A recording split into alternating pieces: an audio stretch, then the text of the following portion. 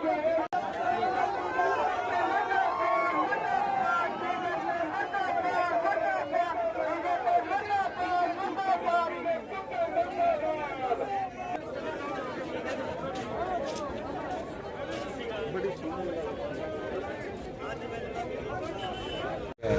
हमारी आज की जो मीटिंग थी उस मीटिंग में यहाँ की जो हमारी व्यवस्थाएं हैं, संगठनात्मक हैं, राजनीतिक व्यवस्थाएं हैं जो यहाँ पर चुनाव तक चलेंगी, वो किस प्रकार से हमने आगे उन व्यवस्थाओं को करना है, किन किन कार्यकर्ताओं को लगाना है और कैसे हमारे सहयोगी दल से बात करके भविष्य की जो योजना बनेगी उसके ऊपर काम करना है।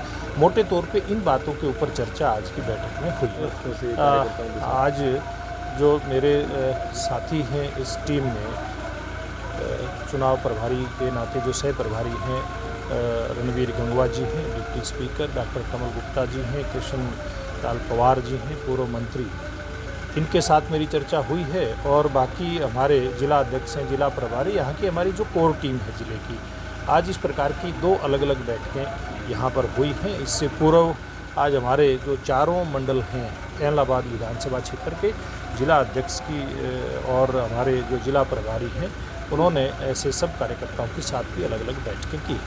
आज की बैठकों में जैसे मैंने कहा है फीडबैक एक अलग बात है, लेकिन पहले मैं मीटिंग की बता देता हूँ। मीटिंग में हमारी जितने भी बूथ स्तर तक की व्यवस्थाएं हैं वो कैसे कैसे कौन कौन कार्यकर्ता संभालेगा, इसके ऊपर मोटे तौर पे चर्चा हुई है। और जहाँ तक फीडबैक की बात है, फीडबैक लगातार कार्यकर्ताओं से, आज नहीं जिस दिन से चुनाव की घोषणा हुई है, फीडबैक सब कार्यकर्ताओं का या अन्य जहाँ से भी इस प्रकार के संगठन हैं या व्यक्तिगत कोई फीडबैक लेना, वो काम हमारा अलग से चल रहा है।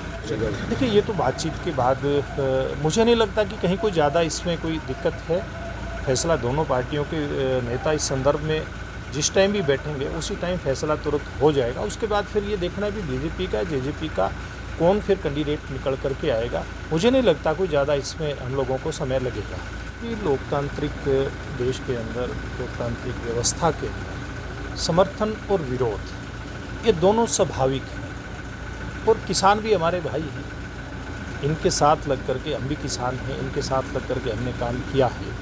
इनके दर्द को भारतीय जनता पार्टी का बूथ स्तर से लेकर के और प्रधानमंत्री तक का, राष्ट्रीय अध्यक्ष तक का हमारा नेता कार्यकर्ता इनके दर्द को समझता है। और दर्द को समझता है, इसीलिए 3 कानून सरकार लेकर के आई। वरना इतना बड़ा फैसला पूर्व की सरकारें भी ले सकती थी, लेकिन किसी में मादा नहीं था। नरेंद्र मोदी जी में मादा था कि किसान हित में कोई बड़ा काम किया जाए। इसलिए कोई हम किसी बात से डरें, किसी बात से कतराएं, कोई गलत काम भारतीय जनता पार्टी की सरकार ने नहीं किया है। हाँ, ये अलग बात है कि हमारे कुछ किसान भाइयों को ये बात कुछ लोग गुमराह कर देते हैं और उनको भी धीरे धीरे करके समझ में आ रही है। इसलिए मैंने कहा हमारा सहयोग भी और विरोध भी, ये दोनों साथ साथ चलते रहते हैं। और हमने इकट्ठा मिलकर के किसानों के बीच में काम किया, वर्तमान में भी करेंगे, भविष्य में भी करेंगे। इसलिए ये चीज़ें साथ साथ चलती रहेंगी। विरोध तो जो जब से ये काले कानून बने हैं, एमएसपी पर गारंटी कानून की जो हम मांग रहे हैं और तीनों काले कानून रद्द कानून की लड़ाई चल रही है, 1 साल से करीब हो गया। तो उसी के चलते संयुक्त किसान मोर्चा का आह्वान है बीजेपी जेजेपी और उसके सहयोगी दल जो भी काले कानूनों के हक में हैं, किसान के खिलाफ हैं, उनका हमने विरोध करना है। तो जैसे ही हमें पता चला कि इलाहाबाद में बीजेपी का प्रोग्राम है, क्योंकि अब ये टिकट के बंटवारे के लिए ये चोर मशेरे भाई सब मिलकर टिकट को बांटेंगे आपस में, किस चोर ने टिकट लेनी है और इलेक्शन लड़ना है किसानों के खिलाफ।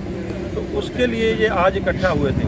तो हमारे को सूचना मिली कि इलाहाबाद में आ रहे हैं। हमारे साथी मल्लेका में, पोहड़का में जितने भी रास्ते थे सभी जगह काले झंडे लेकर खड़े हुए थे। भी इलाहाबाद में जहां इनका प्रोग्राम था वहां में हमारे किसान मजदूर साथी इकट्ठे हुए हैं। तो जब वहां नहीं पहुंचे तो हमने पता किया भी कहाँ किस बिल में ये घुस गए हैं। तो पता चला कि ये चोरी छिपे निशुराज में मीटिंग कर रहे हैं। तो निशुराज में हमारे साथी जब भी पता चला, हमारा एक मैसेज डालते ही हमारे साथी, हमारे बुजुर्ग, ये बुजुर्ग हमारे जिनसे टैक्स के सारे चलते हैं, वो भी आज अपनी किसानी को बचाने के लिए, अपने बच्चों के भविष्य को बचाने के लिए निशुराज के बाहर पहुंचे हैं और इनसे काले झंडे दिखाएंगे, इनका विरोध करेंगे।